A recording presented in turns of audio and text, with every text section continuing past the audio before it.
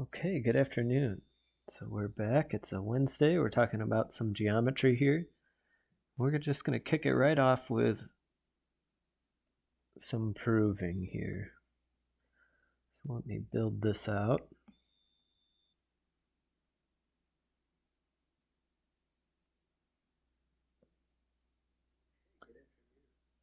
It could maybe be a little more accurate.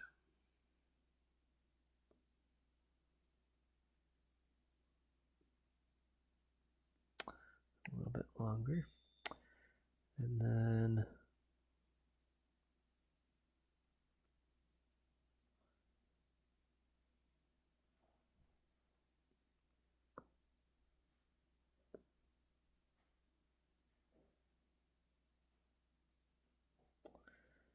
just going to draw a couple of triangles here. Oops, that didn't come down with it. Give us something to look at here. So as you can see, as I'm constructing this figure, there seem to be a couple of different triangles to be thinking about. Let's label some points here. Let's have this internal point where things meet be F. That'll be y, L and Y. This will be R, and we'll call this P. So just take a moment here and sit with this triangle and think about what are the possibilities here? What might we want to try to do when it comes to proving two different triangles are congruent? The first is, how many triangles can you actually see? Can you give them names? For me, I'm seeing 1, 2, 3, 4, 5, 6, 7 triangles. There's the kind of perimeter triangle or outside triangle, LRY. It doesn't seem to have anything that pairs up. I think this particular diagram is sort of characterized importantly by two features. One is this internal line segment PY, which seems maybe like it's a bisector. It's hard to maybe tell. The diagram doesn't have to be precise either, but it's something to consider. And it may bisect kind of that outside triangle, but also all these internal triangles are maybe formed by that line segment cutting across like this. And so let's say beyond the diagram being potentially imprecise, we are actually given two statements. The first is that the angle denoted or defined by YLF is congruent to the angle denoted by FRY. Make my little pen a little thinner here. There we go. Secondly, that the angle denoted by RFY is congruent to the angle denoted by LFY. So we have to take seriously, actually I prefer the second one. Okay. We have to take seriously being able to unpack these and actually transpose these given statements onto the triangle diagram that we're looking at in order to sort of make sense of what we're talking about here. I'll do this first given, let's do that indicated with some red and hash marks. So YLF is this angle right there. FRY is this angle right there. Apparently those two angles are congruent. Second given, the angle RFY, which is this one, is congruent to the angle LFY, which is this one.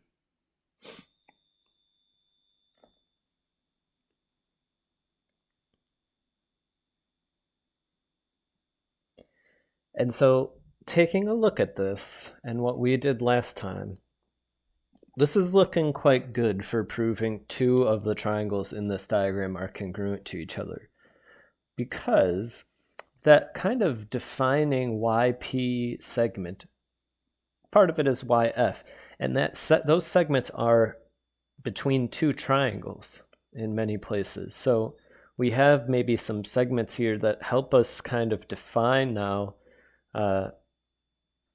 shared sides, right? And so unsurprisingly, the question that we're given, so we're given facts about the diagram, and then we're given a particular task to achieve. We want to prove that the triangle FRY is congruent to the triangle FLY. So see them on the diagram and see what the given maybe gives to us in order of getting us to that point. So let's prove it over here. We'll do statement and reason. Statement 1. It's good to have an idea, and this is why the diagram is really helping, of what postulate we're trying to use. So for example, in this case, when I'm looking at this, I've noted the givens, so I'm getting a sense, and I can kind of even see it now, that like really, okay, we're talking about those two kind of wing triangles, kind of look like a paper airplane a little bit, with the kind of bottom triangle chopped out of it. Those two triangles, they do look like they could possibly be congruent. And now that I know those angles are congruent, I'm certain that they are congruent because I know that this shared side is also congruent. And AAS is a perfect postulate for us to use for proving congruent triangles. So very, very frequently, restate your givens. Why is that useful? Well, it's useful insofar as we are told that two pairs of angles are congruent, and that can be really useful because either if we now get, the internal side LF, if that's congruent to RF, we're good, we have congruent triangles, or the external side FY, if those are congruent, then we also have it, right?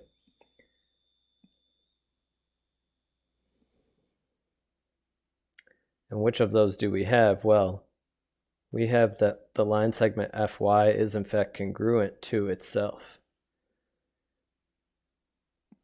Now, there's something interesting here. In some way, we are talking, of course, about the exact same line segment, but we should recognize that we're talking about that line segment's involvement in two different triangles, right? For in one, maybe we're thinking about FY as the top side of the triangle FLY, or in a different side, we're thinking about FY, the same line segment, as the bottom piece maybe of this FRY triangle. So that's reflexive. The same thing is congruent to itself.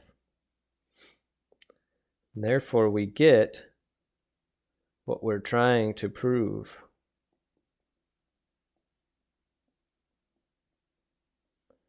By the angle side postulate.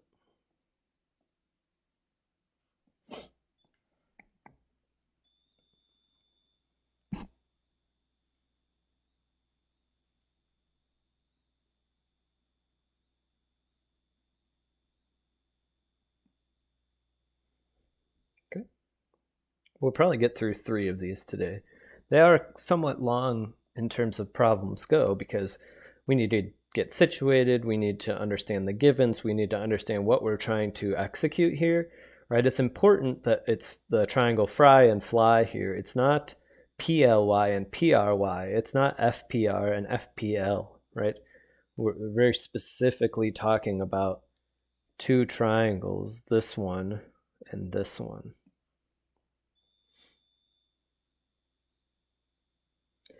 After that, it's not too bad. It's fairly straightforward in the sense that if we know the postulates that are possible and we know what we are given, we are frequently able to take one further step. We need to do one thing, in this case, the reflexive property, in order to finish the statement.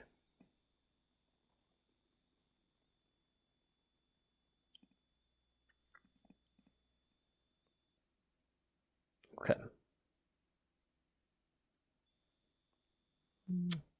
I may actually just erase.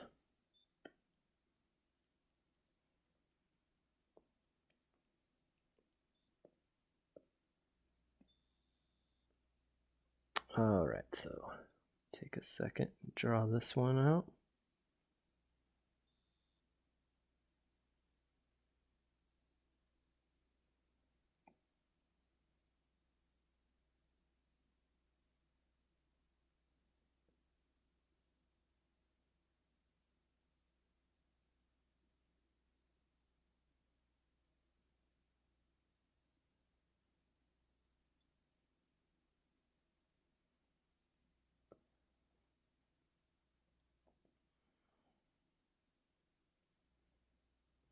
Okay. A little bit of labeling, L-I-T-E and R, 5 points. So take a second, look at it. I think stepping into this problem and knowing that you're going to have to do a triangle proof gives you a sense maybe of what you're trying to accomplish here. Even without, I know what we're going to try to prove. I see it on my paper, but even before I write that down, if I came across this problem, I would know that I'm trying to prove that the triangle LIT is congruent to the triangle TER. Maybe by the simple fact that those are the only two triangles developed here, but also by the fact that despite the diagram maybe not being perfectly precise, it does seem like it's trying to set me up to think about that. And so, as usual, we need to see our givens. So we're given that side LT is congruent to side TR.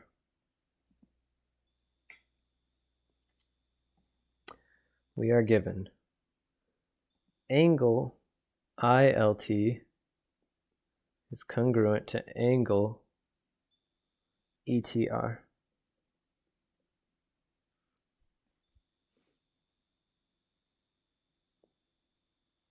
And finally, we're given a third thing, IT, the segment, is parallel to the segment ER.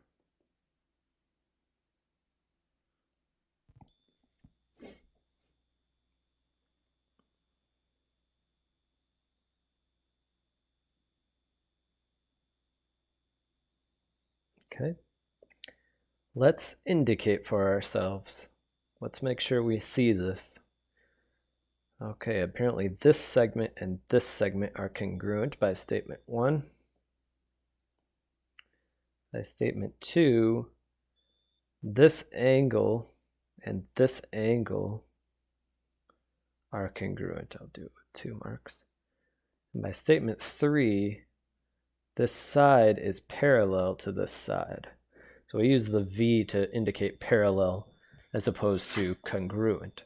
So we do not know, although it may be the case if these triangles are congruent, that side IT is congruent to side ER. We're not given that. If we wanted to show that or needed to show that, we would have to do that logically as opposed to from the given statement. But we do know that they're parallel. Okay. What do we want to prove?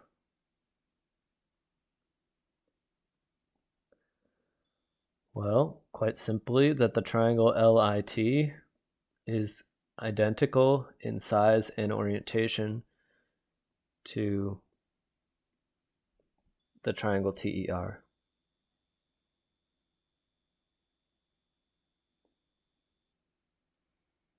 Let's do so. Statement, reason.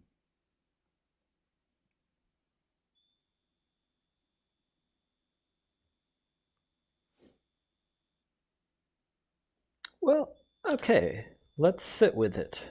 We've done that in the prior ones, and I think we should do it again here. What am I seeing? I'm seeing an angle and a side that are congruent, and the angle and the side are next to each other. So I have a sense of maybe how I can do this. Angle, angle, side, maybe. Angle, maybe. Side, angle, side, maybe. So like if I could prove that the side LI is congruent to the side TE, that would be good. That would do it.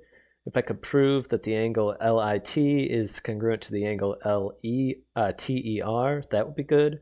If I could prove that the angle ITL is congruent to the angle ERT, that would also work for angle side angle.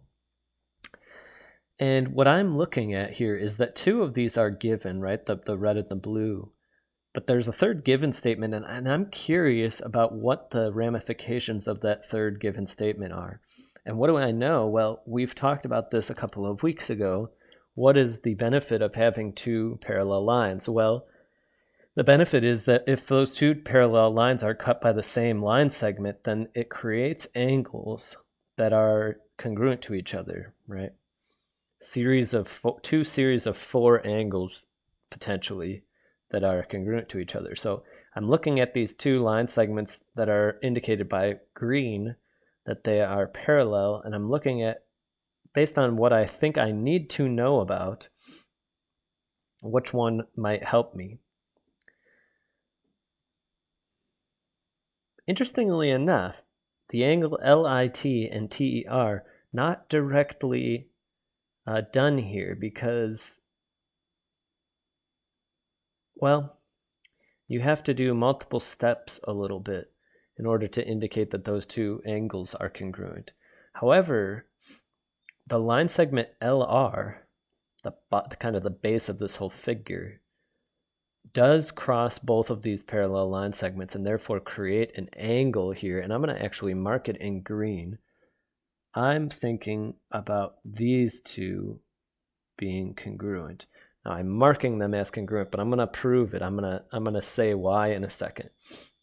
I have to have a legitimate reason to say so, and I do, because those are parallel lines. So that's given.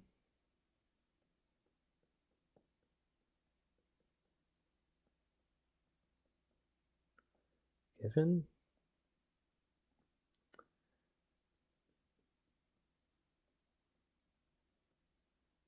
Given.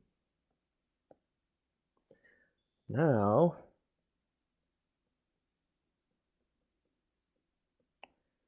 to where the rubber meets the road here.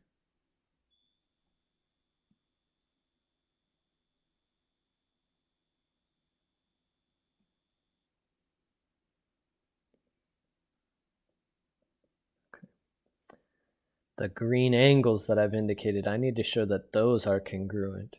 How do I do that?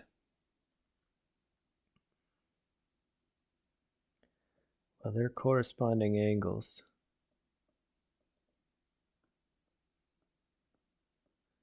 Formed by two parallel, let me reset that.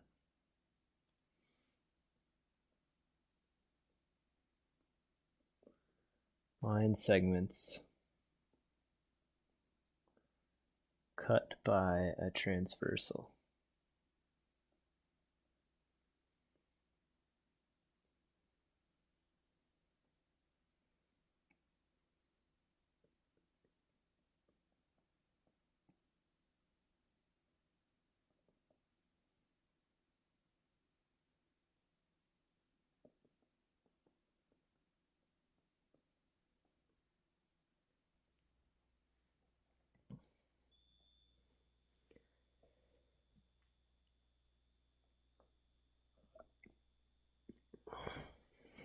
Okay.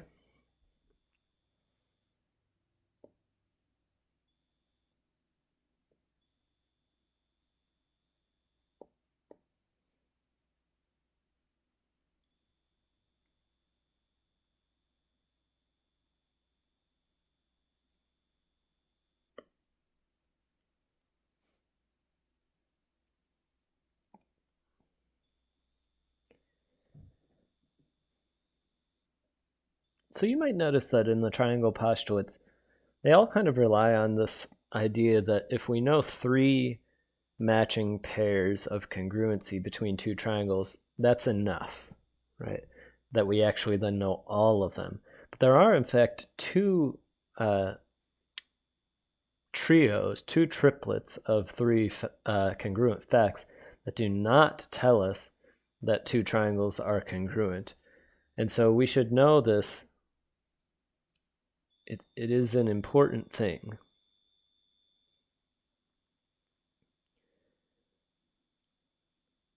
You cannot prove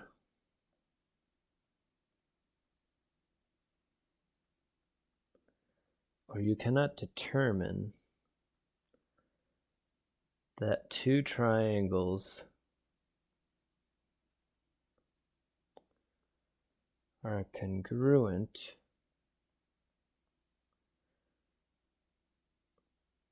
by only knowing that the three angles are congruent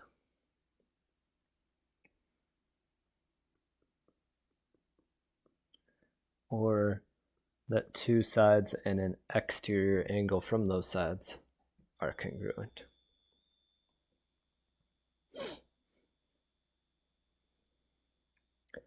I want to demonstrate the first one for a second.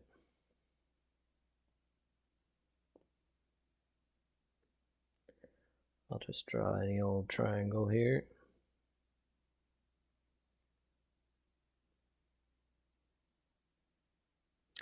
And we have hinted at this before.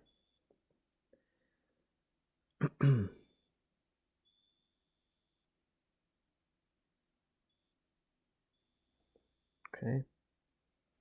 That is a replication, however messy, of the same shape. So all of its sides and all of its angles, these triangles are in fact congruent. However, I can maintain the angles being the same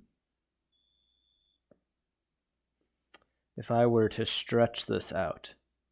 All right, I could do this before. There we go, there we go. Note something about that action, right, of sort of, it's the swipe, it's the sort of pinching or extension, separation of fingers that closes or expands an object here. And in order, when I do that, you'll note that the size of the triangle and therefore the side lengths, which is represented by the side lengths, that went up. But the angles, the relative positions of the sides to each other stayed the same, right? You can kind of see it, right? They are similar triangles. And that is a technical math term. They're similar triangles. They have the same angles. They are not necessarily congruent. You would have to know something more. They would have to have one of the side lengths being equal as well. Now, there's a similar thing, or another thing you can do for the SSA approach that demonstrates that it will not work. I recommend you looking one up here, but it essentially has to do with the fact that if you know this external angle, the third side is not determined. It can be one of two different things, depending on if you want to have an acute or an obtuse triangle.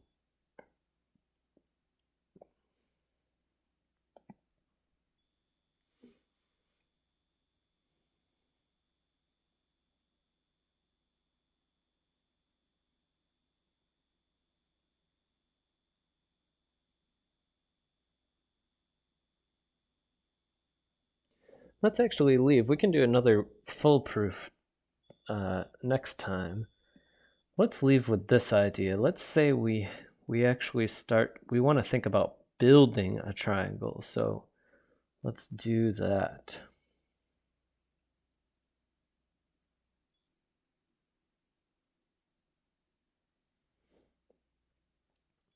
So given this little figure here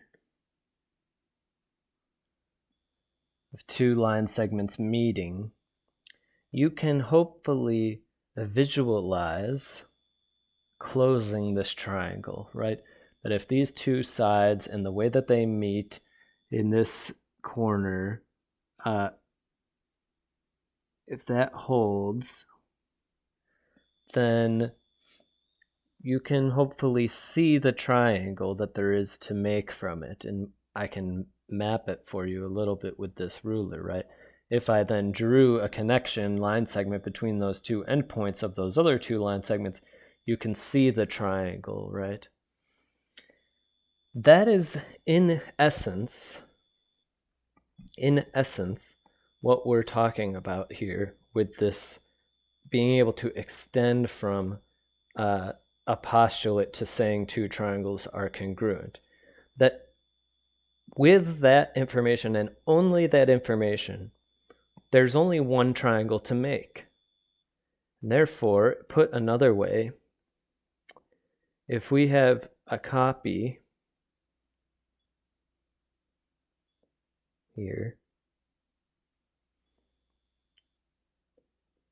so I've copied that and I didn't stretch it or shrink it. It's exactly the same sizes of line segments. They connect in the same exact way, meaning they form the same internal angle. This is a side angle side situation. The creation of the triangle out of they do not admit more than one triangle each.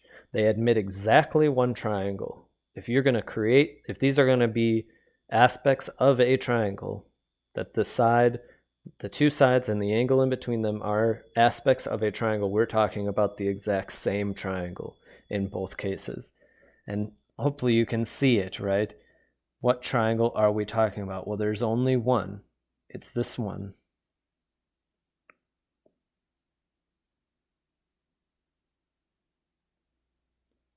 And it is also that exact same, right? Notice that the ruler is identical here. We're just sliding it over, or maybe twisting it around in some other case. But we're not stretching it or rotating it. We're not changing any of the angles. So just by virtue of knowing the two sides in this interior angle are the same, we know the two triangles that are admitted by that setup are in fact the same. And that is what is not happening in angle, angle, angle, or side, side angle. We actually have, if we only know those informations, we have, that admits maybe many triangles in the AAA side, right? So if you only know the three angles, that actually admits infinitely many triangles of different sizes, right? Any sizes, as long as you maintain the relationship between them. So it's a good thought exercise, like what exactly are we doing? We are wanting to say that the two triangles are identical, just in different places.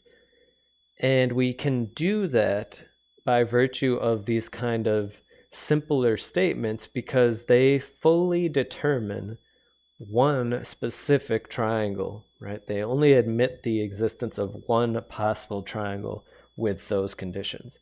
So that's kind of at the heart of what we're doing. We'll do a couple more next week. Until then,